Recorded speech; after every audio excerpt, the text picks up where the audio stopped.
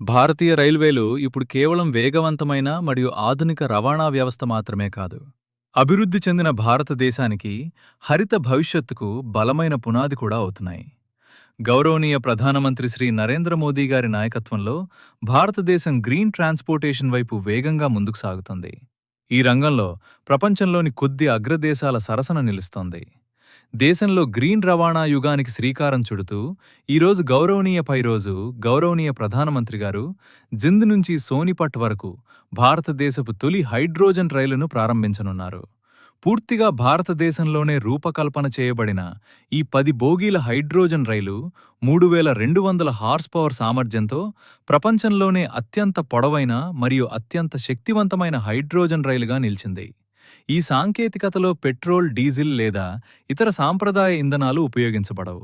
Hydrogen fuel cells ద్వారా విద్యుత్ ఉత్పత్తి చేసి ఆ విద్యుత్తో రైలు నడుస్తుంది.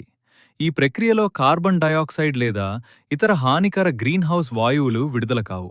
వాటికి బదులుగా కేవలం నీటి ఆవిరి మాత్రమే విడుదలవుతుంది. సుమారు 2600 మంది ప్రయాణికులను తీసుకెళ్లగల ఈ రైలు జింద్ నుండి సోనిపట్ వరకు ప్రయాణాన్ని మరింత సౌకర్యవంతంగా మార్చడమే కాకుండా దేశంలో పూర్తిగా పరిశుభ్రమైన, పర్యావరణ హితమైన రైల్వే వ్యవస్థను ప్రోత్సహిస్తుంది. ఈ హైడ్రోజన్ రైలు ప్రాజెక్టుతో భారతీయ రైల్వేలు గ్రీన్ ట్రాన్స్పోర్టేషన్ రంగంలో ప్రపంచానికి ఆదర్శంగా నిలుస్తున్నాయి. ఇలాంటి ఆసక్తికరమైన టెక్నాలజీ, రైల్వే మరియు భారతదేశ అభివృద్ధికి సంబంధించిన మరిన్ని వీడియోల కోసం మా ఛానల్ను సబ్స్క్రైబ్ చేయండి, మమ్మల్ని ఫాలో అవ్వండి. మళ్ళీ మరో ఆసక్తికరమైన విషయంతో కలుద్దాం. జై హింద్.